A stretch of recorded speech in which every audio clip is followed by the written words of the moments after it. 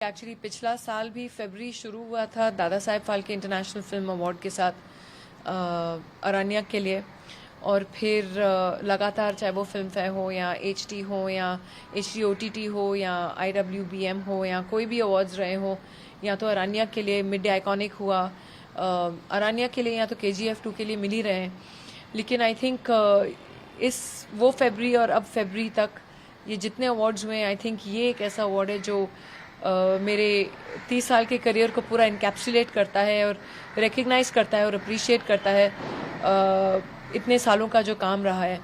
और मैं समझती हूँ मैं उन लकी आर्टिस्ट में से हूँ जहाँ मेरे कमर्शियल हिट्स भी रहे हैं और अवार्ड विनिंग फिल्म्स भी रही हैं, जाके सत्ता हुए, शूल हुए, गुलाम मुस्तफ़ा, अक्स, ये सब अवार्ड विनिंग फिल्म्स रहे हैं। सत्ता तो मधुर भंडारकर जी की।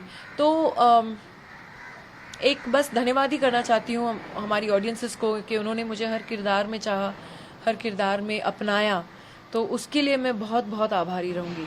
आई थिंक उस समय भी हिट फिल्में थी। अभी KGF 2 जो अभी हाल ही में रिलीज हुई, वो आई थिंक हिंदुस्तान की सबसे सेकंड बिगेस्ट फिल्म रही है हिस्ट्री इन इंडियन सिनेमा में। पहले बाहुबली रही, फिर KGF 2 सेकंड आती है। तो मौरा, KGF 2, जिद्दी, अंदाज अपना अपना, सब ऐसी फिल्में रही हैं जो बहुत ही इम्पैक्टफुल रही हैं कमर्शियली। एंड जैसे कि मैंने कहा, चाहे कमर्शियल सिनेमा हो या रियलिस्टिक सिनेमा हो, ऑडियंसेस ने ऑलवेज चाहा है और अपनाया है, उसके लिए मैं धन्यवाद करती हूँ। और बहुत ही एक सेटिस्फैक्शन होता है आर्टिस्ट को कि अगर मैं कॉमेडी भी कर सकती हूँ, तो अगर हिट गाने भी हैं तो कॉमेडी भी हैं, कमर्शियल पिक्चर्स भी हैं, ऑथर बैक रोल्स भी रहे हैं, सत्ता जैसे और दमन जैसे, चाहे वो नेशनल अवार्ड विनिंग दोनों फिल्म्स रही हैं, शूल और दमन। तो एक बहुत ही सेटिस्फैक्शन मिलता है कि कहीं ना कहीं एक अपना निकल पड़ती है। ये अवार्ड आप किसे डेडिकेट करेंगे, क्या? आई थिंक ये अवार्ड डेडिकेट तो ऑब्वियसली पहले तो पापा ही जहन में आते हैं। पिछले फरवरी वो ही पास्ट ओवर, तो जैसे कि मैंने कहा उसके बाद ऐसे लगता है कि वही सब उनकी ब्लेसिंग्स हैं सर पे, और उनकी वजह से जो भी पा रही हूँ आज पा रही हूँ। मैम, अगर मैं बात करूँ पठान मूवी की, जिस तरीके से बॉयकॉट कहा जाता, बॉयकॉट करेंगे पठान मूवी को, बॉयकॉट जंग है, इसके बाद पिक्चर भी कोई क्लिक किया। आई थिंक पठान ने हम सबको एक मौका दिया है हमारी इंडस्ट्री को फिर से सेलिब्रेट करने का, और I think really hats off to them.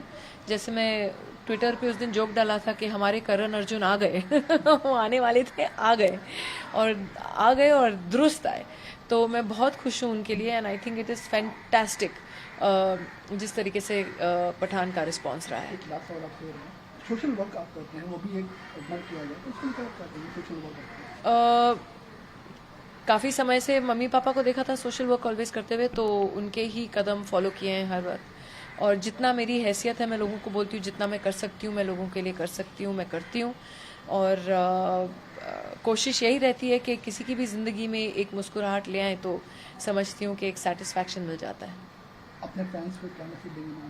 वो भी बड़े खुश होंगे आपको अवार्ड मिला है। फैंस को यही बोलती हूँ कि अवार्ड के लिए धन्यवाद, और जिस तरीके से मैं ज़िंदगी को लेती हूँ कि ऑलवेज कोशिश कीजिए हर एक अपने छोटे मौके से, चाहे जितनी भी जिसकी भी हैसियत हो, कि हमें अगर ऊपर वाले ने इतना दिया है तो हम कोशिश करें कि कहीं ना कहीं किसी की ज़िंदगी बना सकें अपने ही ढंग में, अपनी ही ये नहीं कि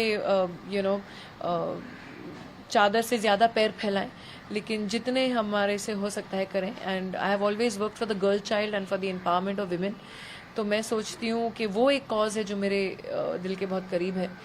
तो ज़रूर लोगों को भी मैं ये प्रार्थना करती हूँ कि सिर्फ कुछ लोगों के ऊपर ये रिस्पॉन्सिबिलिटी मत छोड़िए।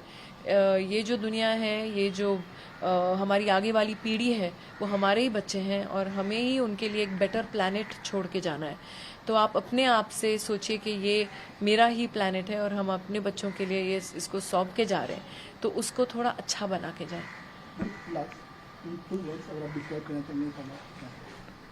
What to describe?